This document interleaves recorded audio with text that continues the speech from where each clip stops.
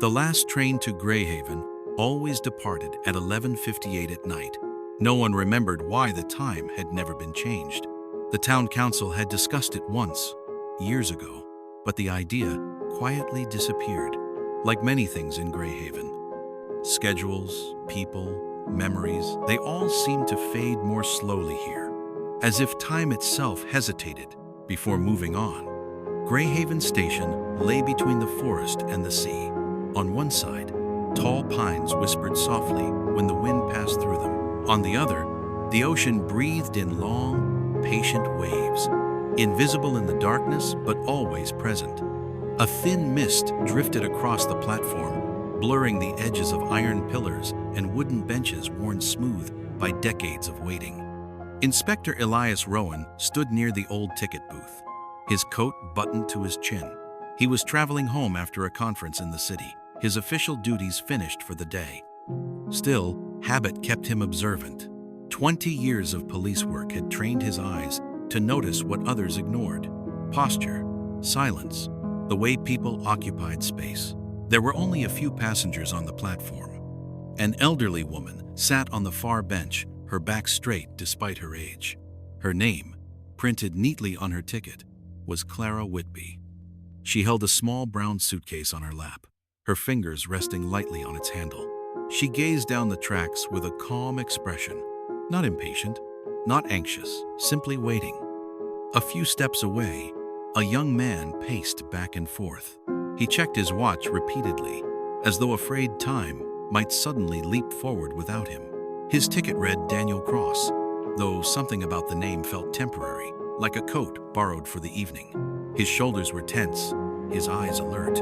Near one of the lamps sat a woman reading. The light illuminated the pages of her book and the steady focus in her eyes. Her movements were minimal, deliberate. She turned each page slowly, as if she had nowhere else to be. Her name was Mara Bell. Leaning against a pillar closer to the edge of the platform was a fisherman named Jonah Pike. His coat smelled faintly of salt and damp rope. His boots were dark with moisture, as though he had walked through wet sand shortly before arriving. Finally, standing slightly apart from the others, was Professor Leonard Hale. He was tall and thin, his posture rigid. He did not sit, he did not pace. He simply stared down the tracks, his face pale beneath the station lights, as if the train were something to be endured rather than boarded. At precisely 11:58, the train arrived. It emerged from the darkness with a slow, steady motion, steam curling around its wheels. The doors opened with a soft mechanical sigh. No announcements were made. No urgency was implied. One by one, the passengers stepped inside. Inspector Rowan chose a seat near the middle of the carriage. The interior was warm and dimly lit. The fabric of the seats faded but clean. Clara Whitby sat by a window a few rows ahead of him, placing her suitcase carefully at her feet. Daniel Cross sat near the aisle, tapping his fingers against his knee. Maribel returned to her book. Jonah Pike chose a seat near the rear. Professor Hale sat alone, facing forward, his hands folded tightly in his lap. The train began to move. As Greyhaven slipped behind them, the carriage filled with the gentle rhythm of the tracks. The sound was steady and hypnotic, encouraging quiet thought. Outside the windows, darkness stretched unbroken, occasionally interrupted by distant lights from isolated houses or boats far out at sea. Inspector Rowan waited for the conductor to appear. Minutes passed, 10 of them, still no conductor. It was unusual, but not unheard of. Old trains ran on old routines, and Greyhaven had always existed slightly out of step with the rest of the world. At 12:26 in the morning, the train entered Raven's Tunnel. The tunnel curved gently beneath a ridge of rock, long enough that daylight never reached its center. As the train passed inside, the windows turned into black mirrors, reflecting the passengers back at themselves. The lights flickered once, just once. When they steadied again, Inspector Rowan looked instinctively toward Clara Whitby's seat.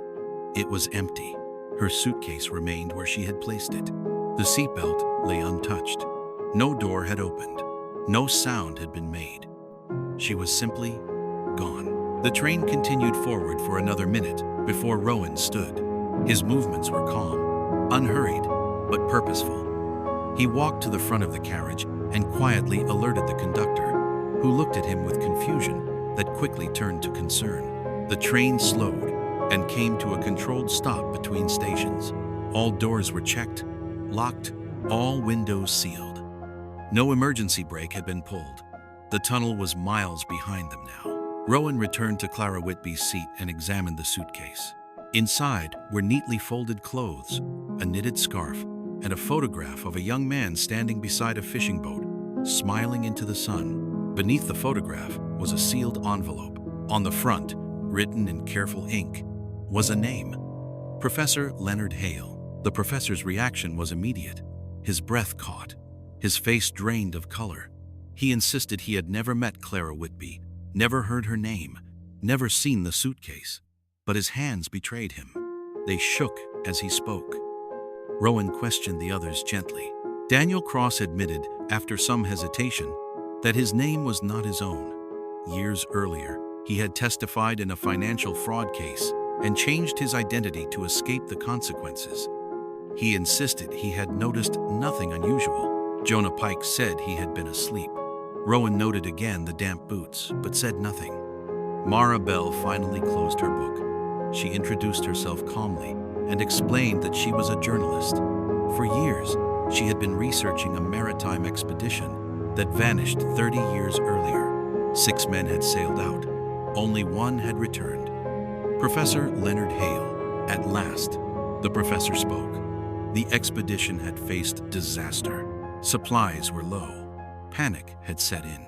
In the chaos, Hale had made decisions, quiet ones, that ensured his survival at the expense of the others. He had returned alone and built a respected career upon silence.